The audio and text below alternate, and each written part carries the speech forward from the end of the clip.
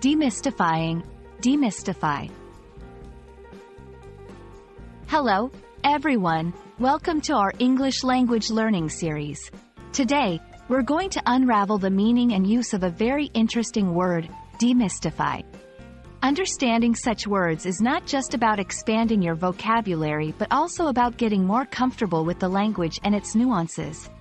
So, let's dive in and demystify together.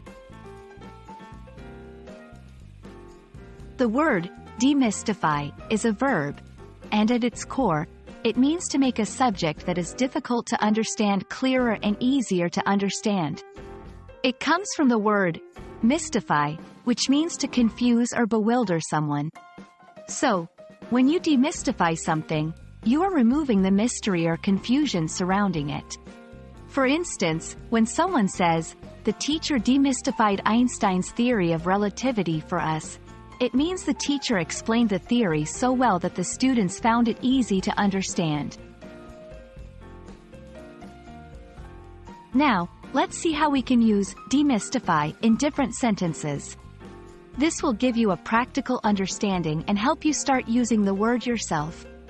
The documentary aims to demystify the process of filmmaking for beginners. Our course is designed to demystify the complexities of the English language.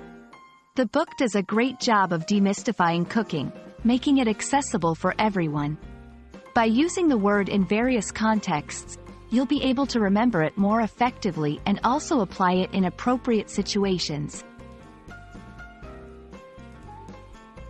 Understanding and using the word demystify is particularly important in learning environments. It embodies the essence of teaching, which is to clarify and simplify knowledge.